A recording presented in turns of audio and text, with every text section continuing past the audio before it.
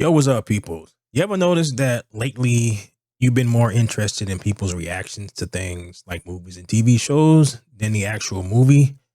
There's a Damsel just came out on Netflix, and I think I'm kind of over the girl buzz stuff, but the Critical Drinker put out a video on it, so I thought I'd check it out. All right.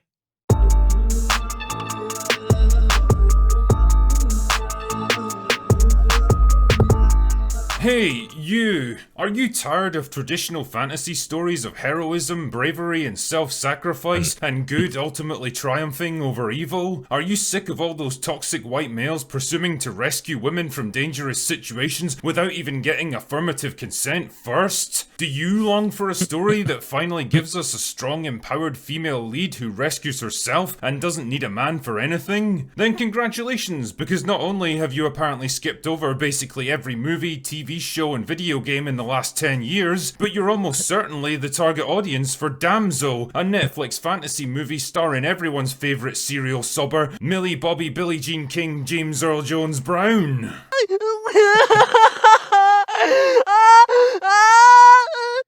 Dude, she cries the same way in like everything. Why?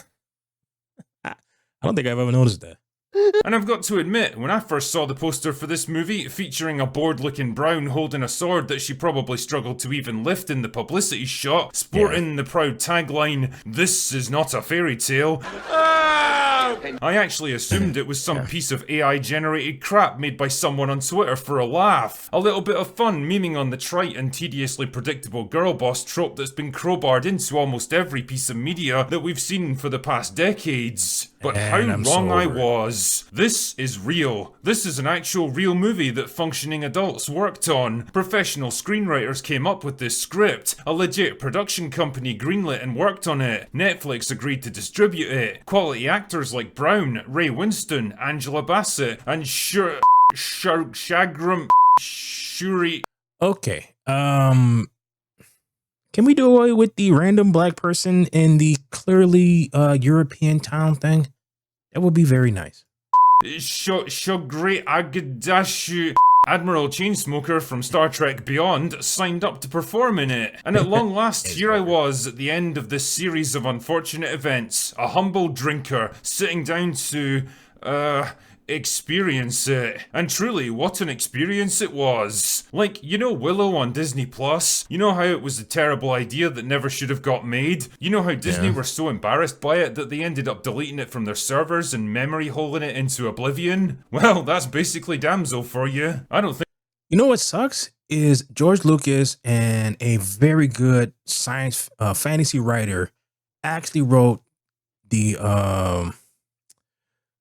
what happened after the movies, and it was a much better story about you still had all the same elements. Well, not the same elements. You had the elements from the actual movie. They didn't have to shit on nobody, and it was very good. And if they would have actually did that, it's like 3 books. You could have did each book as a season, so you would have had 3 seasons of a story that was already like mapped out for you. And just like what they do for everything at Lucasfilm, they just chuck it out the window because they think that they can do better. If you can, see if you can look it up. I cannot remember off the top of my head what the name of the story is, but yeah, it's about Alana Doran as an coming into her the prophecy. It's actually really good. think I've ever seen a movie so smugly proud of itself for doing something so completely predictable and unimaginative in my entire life. I don't think I've seen such a talented cast wasted so profoundly on a script that absolutely doesn't deserve them, and I don't think I've seen so many films hammer home their message quite as clumsily and obviously as this piece of dog shit. Are you Lost Boys? Every last one of us. But you're not all boys. So? Fuck. Well, actually, maybe that last one's debatable. Put simply, Damsel was 110 minutes of self-inflicted cinematic misery that I endured so that I could spare you a similar fate. So Yes, abandon all hope, ye who enter here, because the drinker's about to lay out what passes for a story. So the movie picks up in generic medieval fantasy land that probably does have a name, but I couldn't be arsed trying to remember it. Anyway, the country's been terrorized by a nasty fire-breathing dragon, so the king does what kings do. now, leads a small force of men on horseback armed with melee weapons to take it out. Are you dumb or something? Seriously guys, do you actually understand how dragons work or what? Anyway, the mission goes about as well as you'd expect, and everyone gets killed except for the king, who kneels before the dragon and begs for mercy. I wonder if this might have repercussions later in the story. Flash forward a few hundred years, and not only is human civilization still at the same exact level of technological development, but we also get to meet our main man.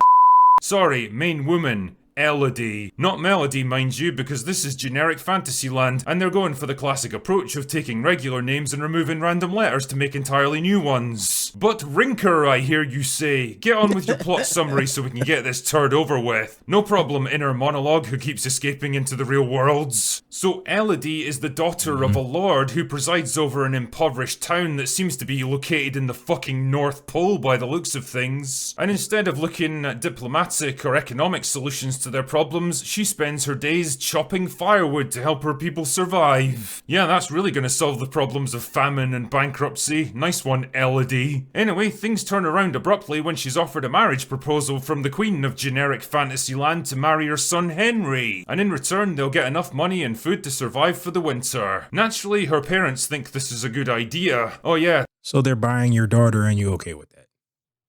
These are her parents, by the way, and just in case you were in any doubt that this is— okay, wait a minute. How do you, a white person and Angela Bassett and wind up with another white person? It's not how that works.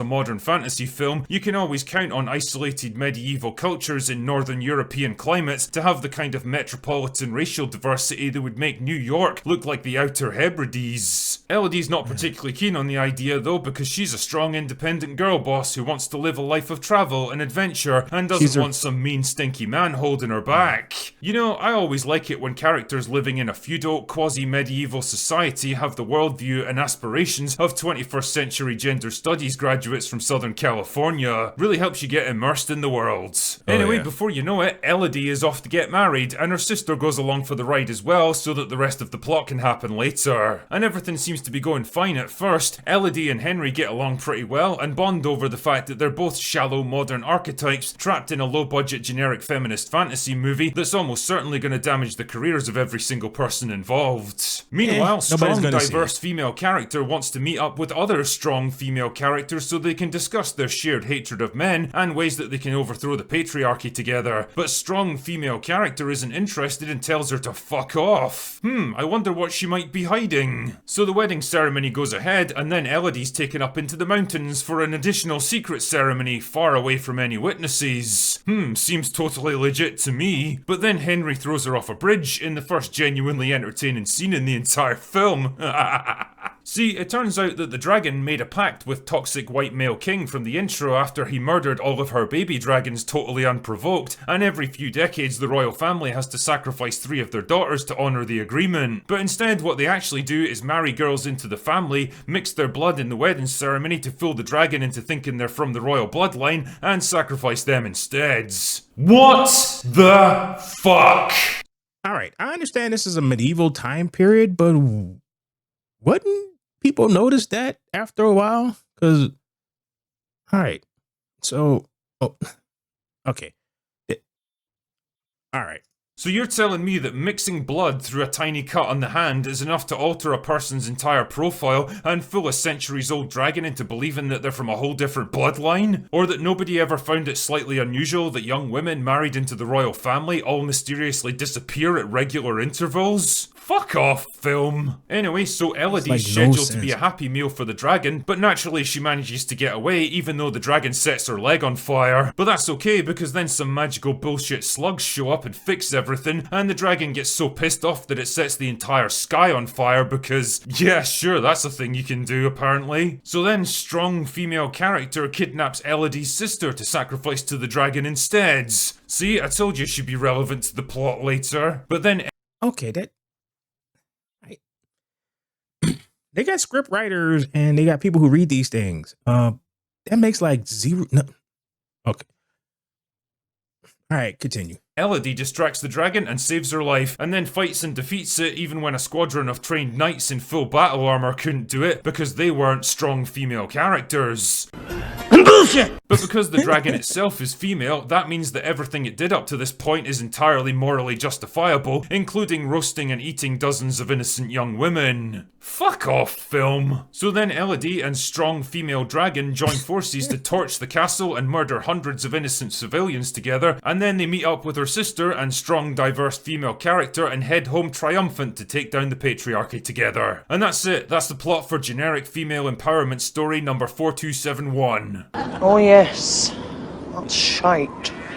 What a pointless, miserable waste of tens of millions of dollars this film was, not to mention 110 minutes of my extremely limited lifespan. Yet another ridiculous, self-important offering at the altar of the message. Trying to appeal to an audience of frustrated, middle-aged, borderline alcoholic female fantasy buffs that never actually existed in the first place. A film that acts like the last 20 years of entertainment never actually happened, and the concept of a strong, empowered female lead freeing herself from the shackles of the patriarchy, realizing her own power and taking center stage in a male-dominated genre isn't something that's already been done so many times that it's become as tired and played out as the very tropes that it laughably thinks it's subverting. Every single aspect of its message is hammered home with all the subtlety of a rainbow-coloured unicorn covered in neon lights, with its horn replaced by an 18-inch rubber dildo. None of the characters have anything even approaching real personalities. The women are all generically powerful, confident, and commanding, so much so that they're completely interchangeable. The men are either useless, weak, cowardly morons that are easily pushed around, or dumb, shallow blockheads who conveniently die as soon as it's convenient to the plots. You know, subverting one set of stale, restrictive tropes doesn't count for much if all you do is replace them with a new set of equally stale, restrictive tropes. I mean, apart from Brown, who gives it her all in yet another shitty production that doesn't deserve her, most of the cast seem to know the kind of shit tip that they're in, and vow to bring that across with low-effort, apathetic performances that feel like they were faxed in. I mean, if you believe for 1 second that Ray Winston did this movie for anything other than an easy paycheck, then bless your heart, you sweet summer childs. Ultimately, Damsel may be the perfect example of glorious self-delusion in the world of entertainment. A movie that feels like it arrived 2 decades late to the party, bursting with ideas that weren't particularly new or interesting even back then, and so desperate to hammer you over the head with its tired, played-out message of female empowerment that it forgets to actually tell a story along the way. I wasted my time on this movie, and that's time that I'll never get back, so I suggest you don't repeat my mistake. I don't. Anyway, that's all I've got for today. Go away now! Alright. That sounds terrible. I'm glad I didn't even bother to watch that. So thank you, Drinker, for taking the sword for me. When they used to like stick like random black folks in these European type stories, they would at least pick like the offspring will at least look like she's mixed. They're not even trying anymore. It's like they have no idea how anything works. Okay. That was crap. No, the video was good. The movie that he was talking about is crap, and I'm glad that I did not watch that. So I will leave a link to his video in the description down below. If you want to go check that movie out, more power to you. I ain't gonna do it. So please like, share, and subscribe and all that fun stuff. Peace.